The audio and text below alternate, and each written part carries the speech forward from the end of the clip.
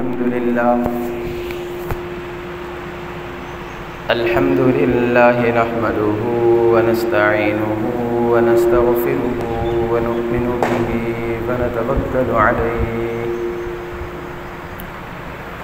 ونعوذ بالله من شرور أنفسنا ومن سيئات أعمالنا من يهده الله فلا مضل له ومن يضلله فلا هادي له ونشهد أن لا إله إلا الله وحده لا شريك له ونشهد أن سيدنا ومولانا حبيبنا وحبيب ربنا طبيبنا وطبيب قلوبنا محمدا عبده ورسوله أما بعد أعوذ بالله من الشيطان الرجيم بسم الله الرحمن الرحيم قل إن صلاتي ونسكي ومحياي ومماتي لله رب العالمين وقال تبارك وتعالى في مقام آخر فصل لربك وانحر وقال تبارك وتعالى في مقام آخر الحج أشهر معلومات فمن فرض فيهن الحج فلا رفث ولا فسوق ولا جدال في الحج وقال تبارك وتعالى في مقام آخر واتل عليهم نبأ بني آدم بالحق إذ قربا قربانا فتقبل من أحدهما ولم يتقبل من الآخر قال لأقتلنك قال إنما يتقبل الله من المتقين وقال النبي صلى الله تعالى عليه وسلم أفضل الأيام عند الله يوم النحر وقال النبي صلى الله تعالى عليه وسلم من وجد ساعة لأن يضحي فلم يضحي فلا يقربن مصلانا أو كما قال صلى الله تعالى عليه وسلم صدق الله وصدق رسوله النبي الأمي الكريم ونحن على ذلك لمن الشاهدين والشاكرين والحمد لله رب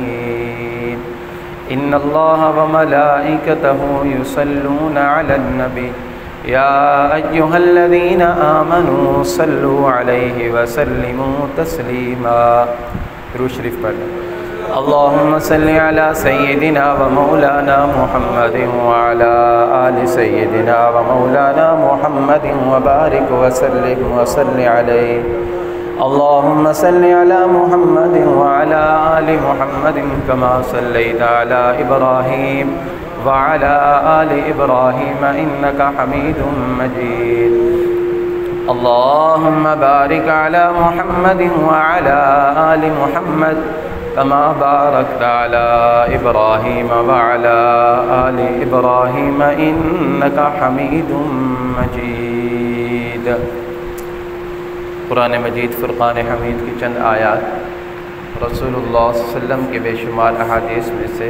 چند احادیث طیبہ کی تلاوت کی ہے۔ اللہ رب العزت سے دعا ہے کہ اللہ تبارک و تعالی ان آیات اور احادیث کی صحیح تشریح کرنے کی توفیق عطا فرمائے۔ اللہ تبارک و تعالی حق اور سچ بولنے کی، سننے کی، سمجھنے کی اور اس پر عمل کرنے کی توفیق عطا فرمائے۔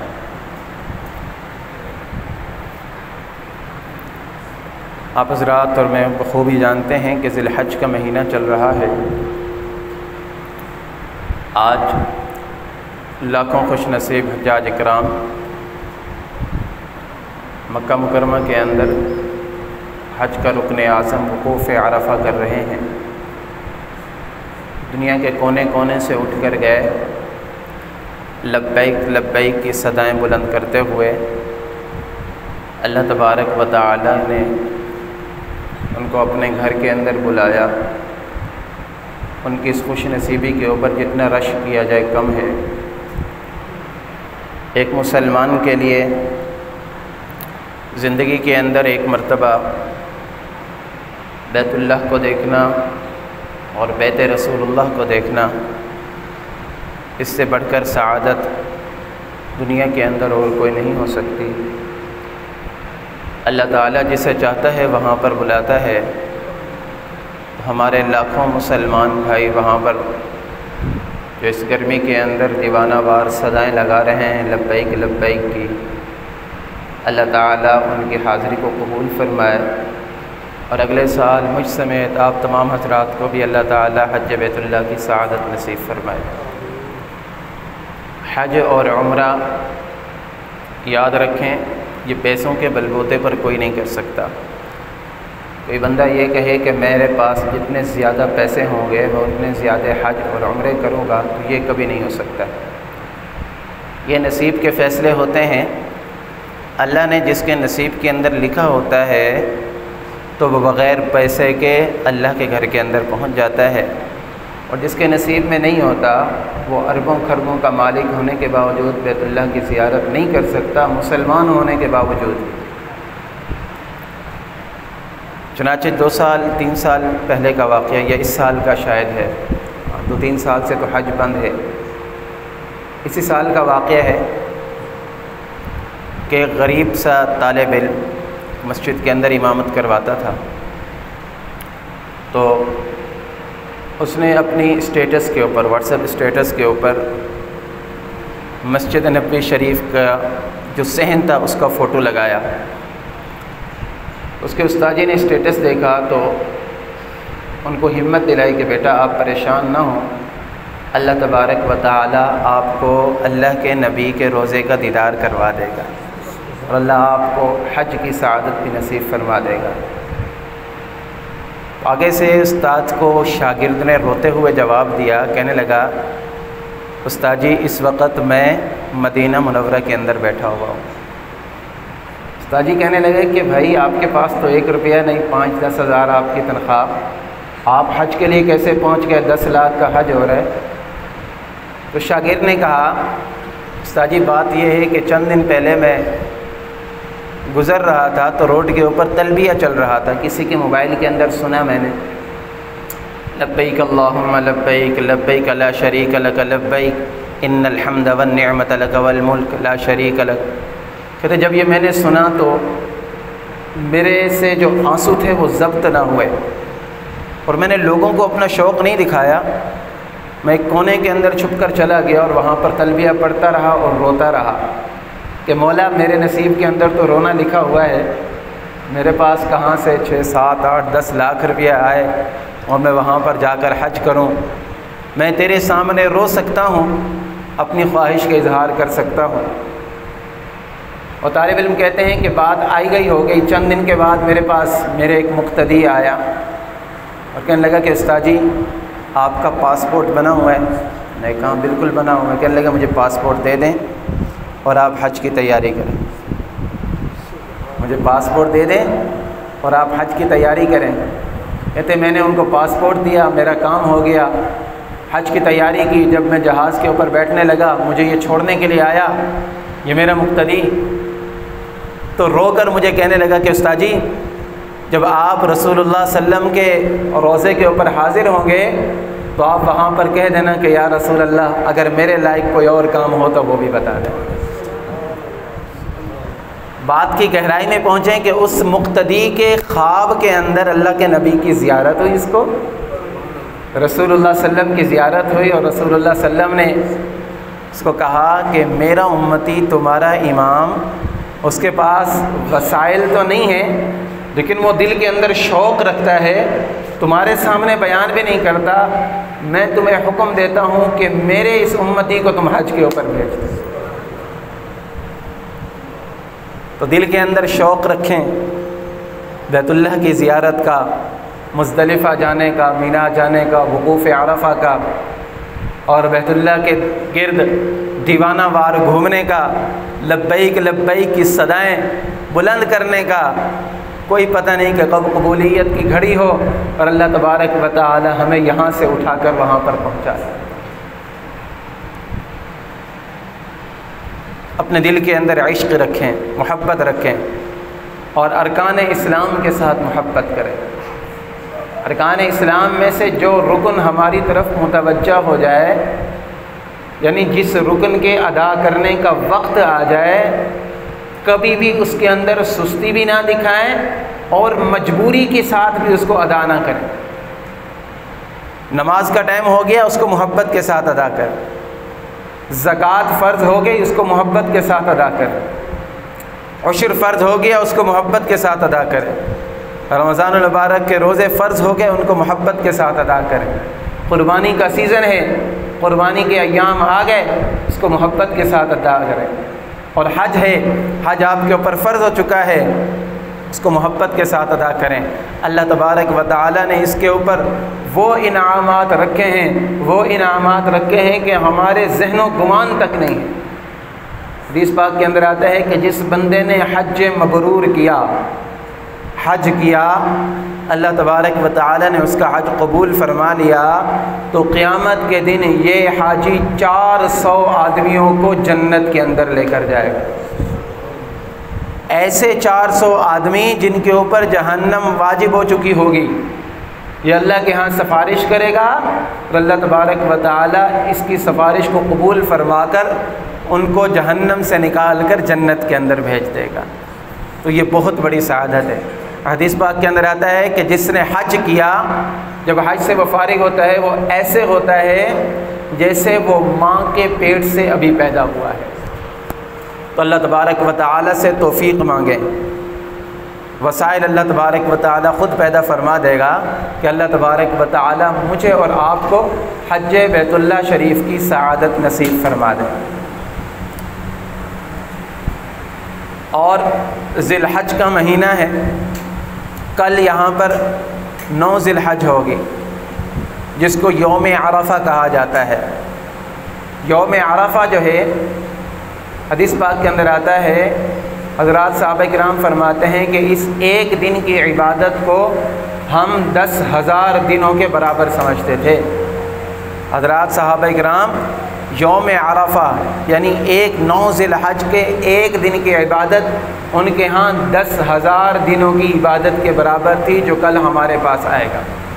اور حدیث پاک کے اندر آتا ہے، ام عائشہ صدیقہ رضی اللہ تعالیٰ عنہ غالباً راویہ ہیں، فرماتی ہیں کہ رسول اللہ صلی اللہ علیہ وسلم یوم عرفہ کا روزہ رکھا کرتے تھے، اور رسول اللہ صلی اللہ علیہ وسلم نے ارشاد فرمایا کہ جو بندہ 9 ذی الحج کا روزہ رکھتا ہے، یوم عرفہ کا روزہ رکھتا ہے، مجھے اللہ تبارک و تعالی سے قوی امید ہے کہ اللہ تبارک و تعالی اس کے پچھلے 1 سال کے اور اگلے 1 سال کے گناہوں کو معاف فرما دے۔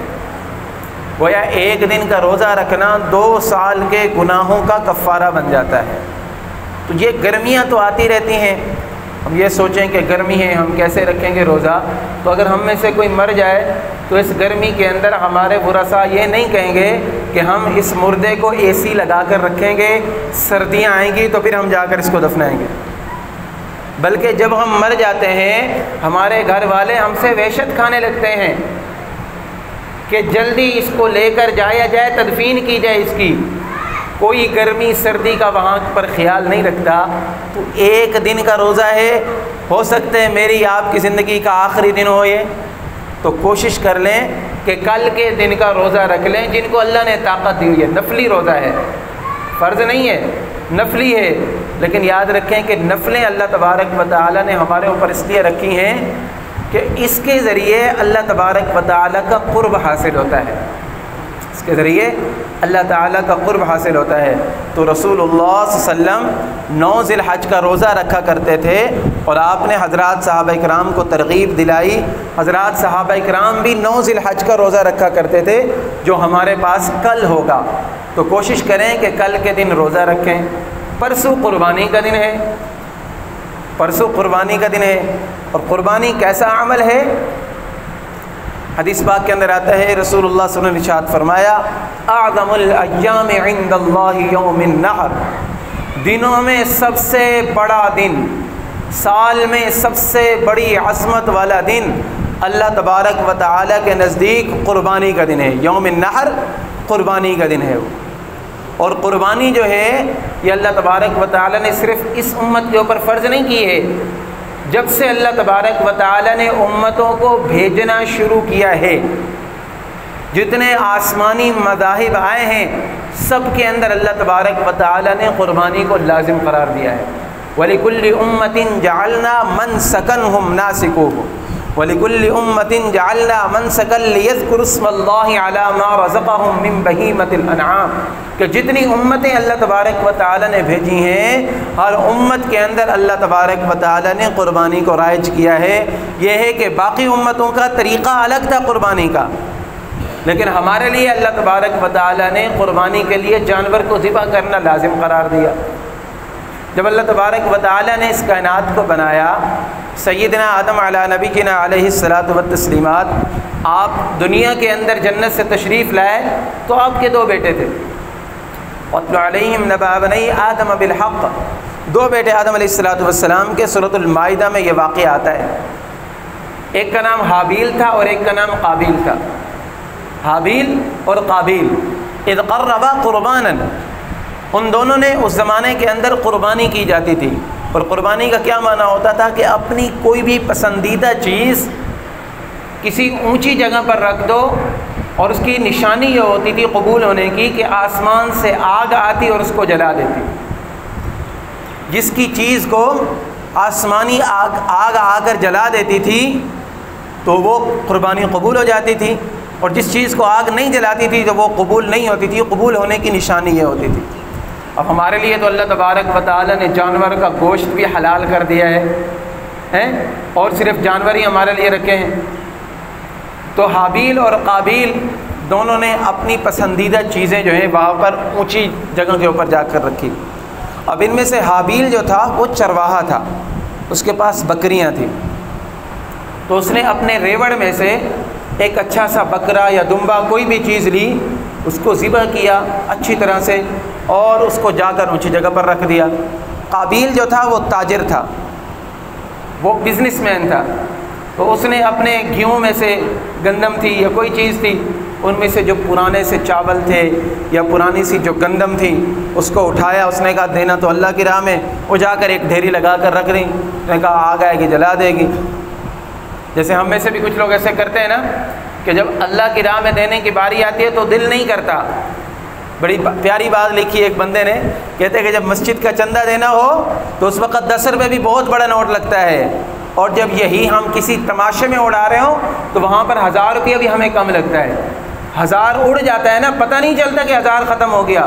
لاکھوں روپے تماشے کے اوپر اڑا دیتے ہیں لوگ، لاکھوں روپے اڑا دیتے ہیں، لیکن مسجد کے اندر 10 روپے دینے کی توفیق نہیں ہوتی۔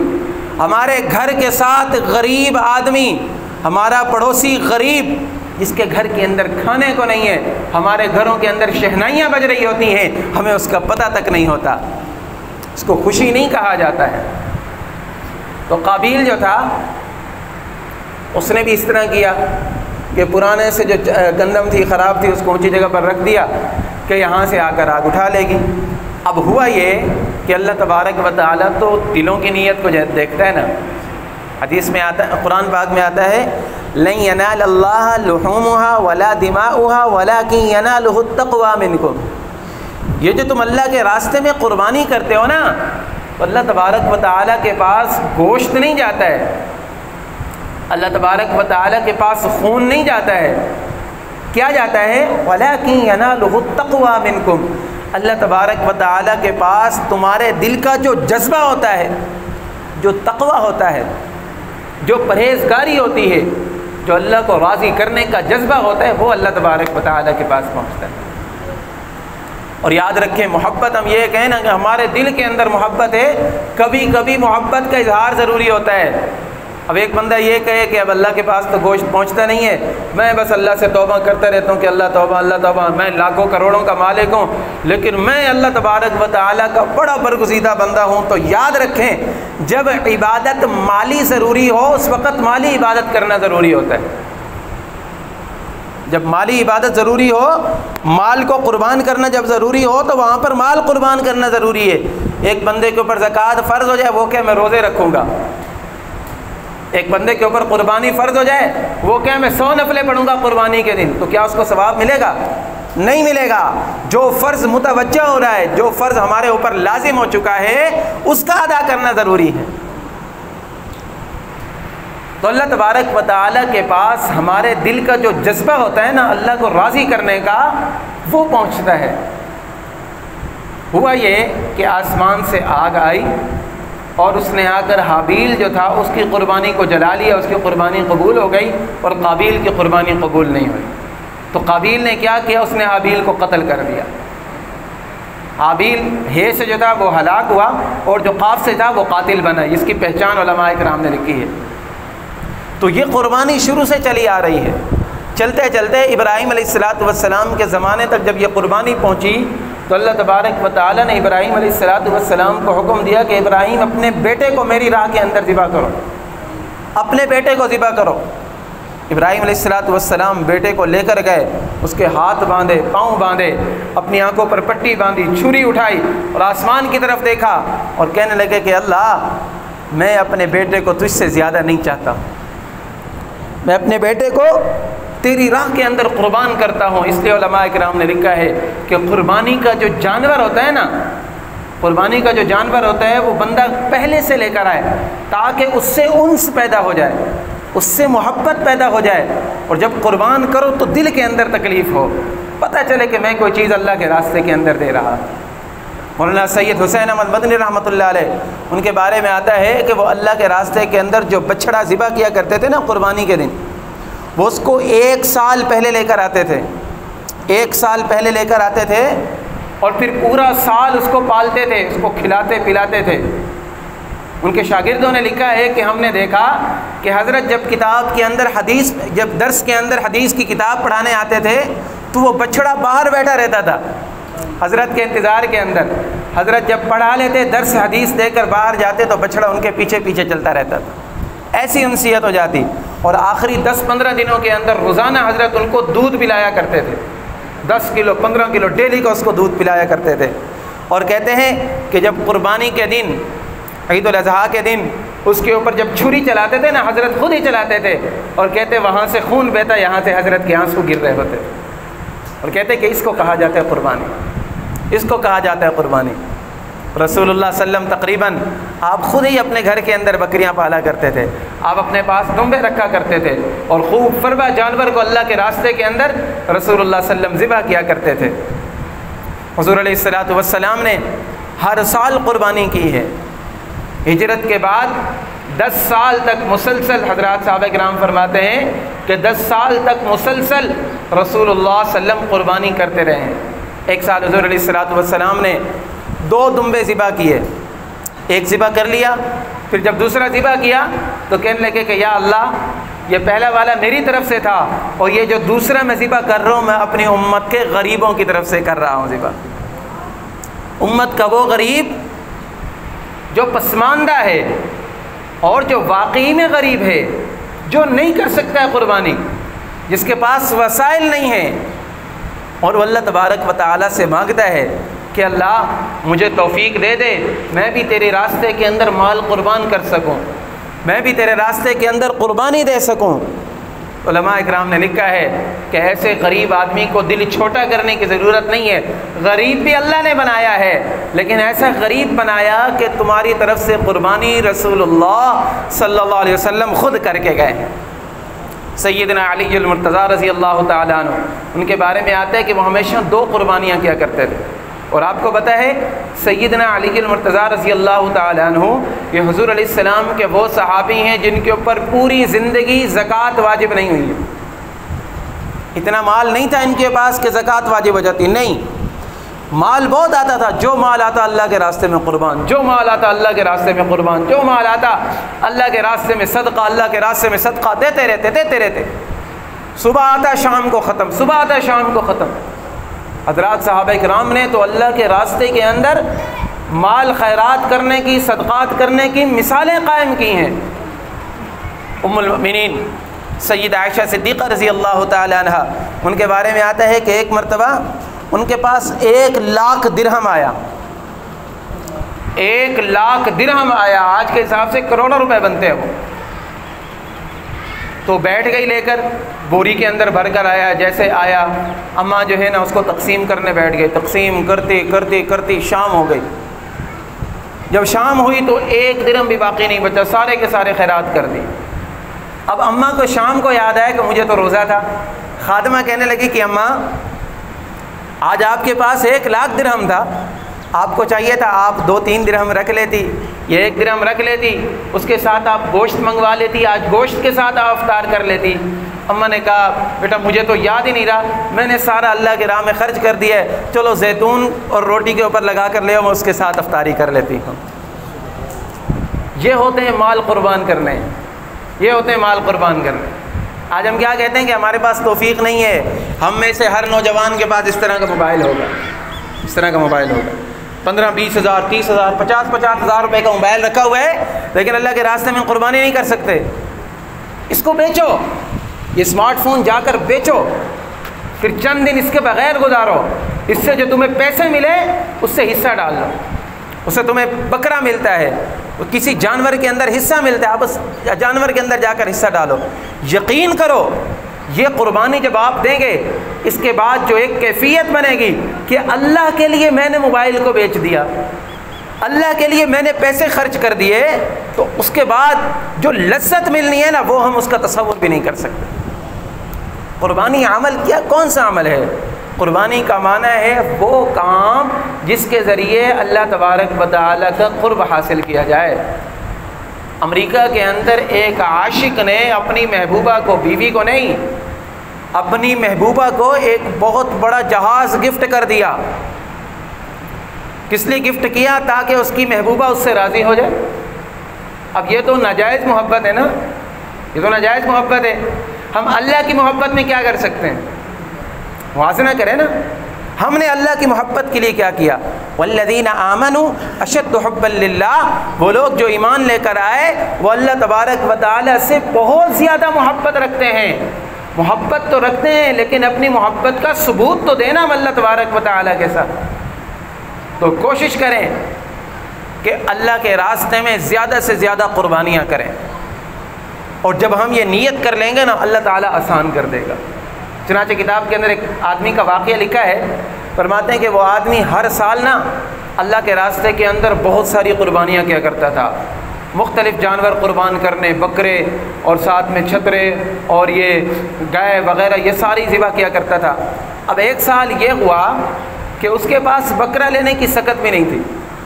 مسجد کے اندر جا کر نماز پڑھی، امام صاحب نے نماز کے اندر آیت تلاوت کی سورۃ الکوثر کی، فصلی لربک وانحر۔ نہر جو ہے عربی کے اندر اونٹ کی قربانی کو کہا جاتا ہے، یہاں پر تو قربانی مراد ہے مطلقاً، ویسے نہر اونٹ کو کہا جاتا ہے۔ اب اس کے پاس بکرا لینے کے پیسے نہیں، اور مسجد کے کونے میں بیٹھا رو رہے کہ یا اللہ تو نے میری توجہ اونٹ کی طرف دلائی ہے، میرے پاس روپیہ تو ایک نہیں ہے، تو میرے لیے وسائل پیدا فرما دے کہ میں تیرے راستے کے اندر اونٹ کو ذبح کر دوں۔ تو کتاب کے اندر لکھا ہے اس نے اللہ سے مانگا، اللہ تبارک و تعالی نے اس کے لیے اونٹ کا انتظام بھی کر دیا، اللہ نے بکرے کا انتظام بھی کر دیا، اللہ نے گائے بھینس کا انتظام بھی کر دیا۔ پہلے جیسے قربانیاں کرتا تھا پھر اس نے اس طرح کی قربانی کی۔ تو یہ ایک ہم جذبہ تو بنائے نا، ہم نے یہ کر لیا کہ ہمارے گھر کے اندر ایک ہی قربانی ہوگی۔ یاد رکھیں جیسے نماز الگ فرض ہے، زکوٰۃ الگ فرض ہے، حج صاحب نصاب پر الگ فرض ہے، اسی طرح گھر کے اندر جتنے صاحب نصاب ہوں گے، جتنے صاحب نصاب افراد ہوں گے ان سب کے اوپر الگ الگ قربانی واجب ہے۔ خاص طور پر اس مسئلے کے اندر خواتین بہت زیادہ سستی کرتی ہیں کہ ہمارے پاس 8-8 10-10 تولے سونا ہوتا ہے، لیکن کہتی ہیں کہ ہماری قربانی تو نہیں ہوگی، ہمارا شوہر کرے گا قربانی۔ جس خاتون کے پاس 7.5 تولے سونا ہے اس کے اوپر اپنی طرف سے قربانی کرنا واجب ہے۔ اگر وہ قربانی نہیں کرے گی تو قیامت کے دن وہ مجرمین کی صفوں کے اندر کھڑی ہوگی۔ اس کو چاہیے کہ اپنا سونا بیچ کر قربانی کرے۔ ہم پلاٹ لینے کے لیے سونا بیچ سکتے ہیں، ہم گاڑیاں لینے کے لیے سونا بیچ سکتے ہیں، کیا قربانی کرنے کے لیے نہیں بیچ سکتے؟ علماء اکرام سے مسائل معلوم کریں۔ اگر آپ کے اوپر قربانی واجب ہو رہی ہے، آپ الگ سے صاحب نصاب ہیں، گھر کے اندر جتنے صاحب نصاب ہوں گے ان سب کے اوپر الگ الگ قربانی کرنا واجب ہوگا۔ اپنے گھروں کے اندر قربانیاں چیک کریں۔ اسی طرح قربانی کے لیے اچھا سا جانور خریدیں، جانور کے اندر کوئی عیب نہیں ہونا چاہیے۔ اور قربانی کے جانوروں کی عمریں تو میں نے بتائی تھی، اور قربانی کے جانور کو بڑے لاڈ اور محبت کے ساتھ رکھیں۔ حضرات صحابہ کرام ان کی بڑی کیئر کیا کرتے تھے، بڑا خیال رکھا کرتے تھے۔ ہمیں بھی چاہیے کہ ہم نے قربانی کا جو جانور خریدا ہے، 1-2 دن کا مہمان ہے اب تو، بلکہ پہلے سے ہی اس کے ہمیں زیادہ سے زیادہ خیال رکھنا چاہیے۔ یہ تو لاڈلے ہوتے ہیں۔ ایک حدیث پاک کے اندر آتا ہے، روایت ہے کہ قیامت کے دن پل صراط کے اوپر انہوں نے ہماری سواری بن جانا ہے۔ اللہ کے محبوب علیہ السلام نے فرمایا، حدیث پاک کے اندر آتا ہے، اما عائشہ صدیقہ فرماتی ہیں کہ قیامت کے دن یہ تمہارا جانور اپنے خون کے ساتھ، اپنے بالوں کے ساتھ، اپنے کھروں کے ساتھ اور اپنے سینگوں کے ساتھ آئے گا، اور اللہ تعالیٰ اس کو 70 گنا زیادہ بڑا کر دے گا۔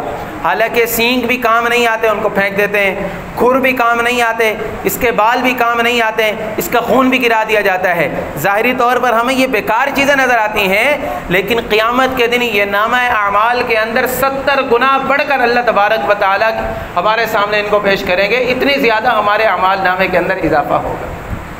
تو کوشش کریں خوب جذبے کے ساتھ، عقیدت کے ساتھ اور شوق کے ساتھ قربانی کریں۔